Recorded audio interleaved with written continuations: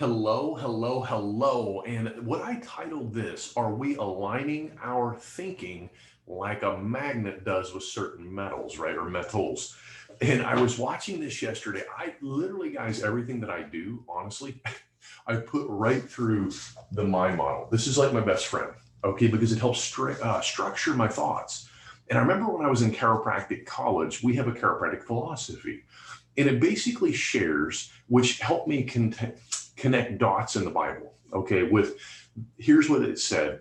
It said that everything is alive, and I was like, well, no, it's not. I was taught that metal, like this screw right here, was not alive, right? It was an inanimate object.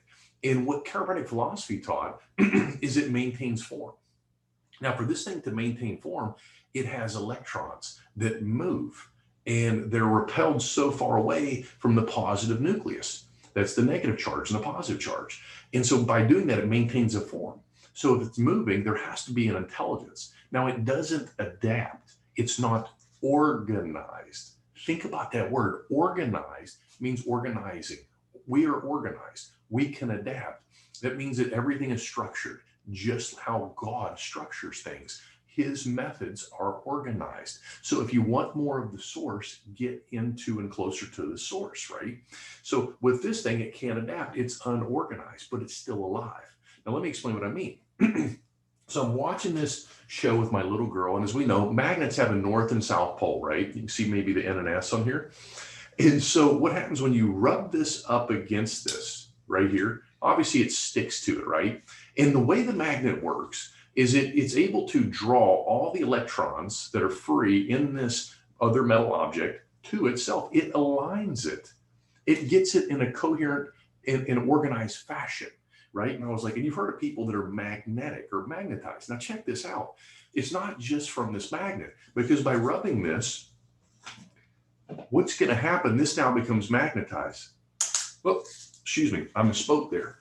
So I'm going to go backwards here. I'll rub this, lesson learned, on this, and now this is magnetized. So see, we're always learning. Now check this out. So this is when we align our thoughts. This is when we understand this. It starts to align the electrons. It starts to pull other materials to it, other people. And then before you know it, if it's strong enough, it can pull more to it. Look at this. And I can grab another one. And it starts to grab another one. Oh, it's losing its charge, but how in the world? Now, what do we do? What's the point of this? My point of this metaphor is that as we dive in, as we understand this more, right, we start to align ourselves with people looking for the same thing. We take people, God bless them, and their thoughts are scattered. This was me. Like, I don't doubt whatever profession that you're in, you have immense capacity of knowledge, because this is the way society has been structured. They're piling on books. They're putting books into you. You're watching TV shows. You're learning things. And that's all beautiful and wonderful, but it's scattered all over in the conscious mind. What the material we go through does, I want you to picture it like a magnifying glass. And you're taking all of the light rays around you, right? The scattered sun, all the opportunity, the light's everywhere, and everything's drawn to light. The problem is it's all scattered. It's not as strong. But when you take it, and when you take that magnifying glass and you angle it and you harness it and you focus it, when you do that, that now becomes a laser hot beam, and it can burn your clothes, your skin. My brother used to burn ants with it. You can burn all kinds of things with it, right? Because you marshaled it, you funneled it. That's what's happening. So what we teach is how to take any situation. If it's negative, I call it the situation. And this is the solution. And we have to be very careful, because our words create our world. And what do I mean by that? It says that right in the good book in Proverbs, right? Because here's the thing. When you're speaking, you're always listening. When you're speaking, you're always listening. And that means the internal dialogue. That's the killer. That is the situation. And if you're doing 95% of this a day, As you study more and more and more, and you become more aware, and you watch these videos and you dive into this kind of information, you're constantly pouring into yourself. All of a sudden, maybe the next week, you're down to 90%. Because you're taking those negative charges, just like the magnet I showed you, and you're lining all those up to the positive. And then the third week, maybe you're down to 80%. You made a big jump because you're more aware. So that means that you've got to be 20% positive. So that means 20% of the day, you're touching something positive. You're using a gold card. You're magnetized. You're starting to get around other people, just like these magnets, and you keep attracting more and more people to your cause, to your vision. And before you know it, it could be network marketing, it could be your business, it could be, building a sales team. Like I did, I had no idea how I did it. I just knew that if I put this information in, if I kept focusing on what I wanted, and I didn't worry about the situation, which I didn't want, and I kept focusing, the next week it was 70%. And then I made a huge jump, and then it was 50%.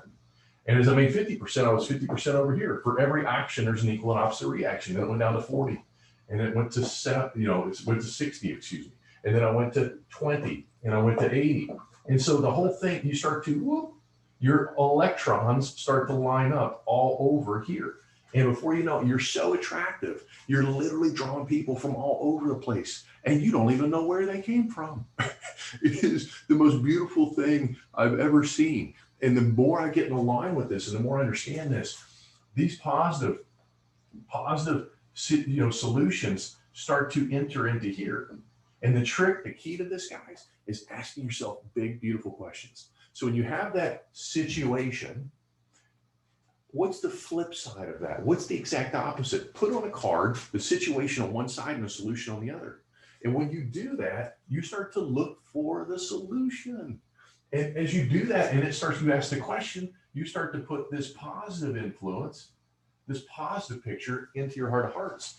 And then as you do that, this is what Jesus said, know them by their fruits. And you start to get that positive action and positive result. And when you get the positive result, now this is creating another picture back in the visual mind, the thinking mind. And now you're building a stronger foundation. You're aligning more electrons faster. You literally collapse the time it takes you for the law of gestation, which we'll dive into too. So I hope this makes some sense. I hope you get some laughs that you can see. Even as I'm teaching, I'm learning, and I get better at it. So that's the key to this thing. Every day in every way, get better and better. And when you're learning this material, here's the key. It's not learning it. It's not memorizing it. How can you use it? How can you add this to your personal life? How can you change you? How can you become a bigger, stronger magnet for what God wants to give you? And then how can you, as you do that, as you become that light, everything on the planet's drawn to light. God designed everything to go to the light. If you put a potato in your pantry and you turn the lights off for months, the eyes of the potato will try to find the light. Everything grows to the light. If you put plants in somewhere and they can't reach the light, they will grow to the light to survive. Become that light. Become that candle, become that hope, become that prosperity, and people will come to you. I pray to God in every day and every way you get better and better. Go make it a great day.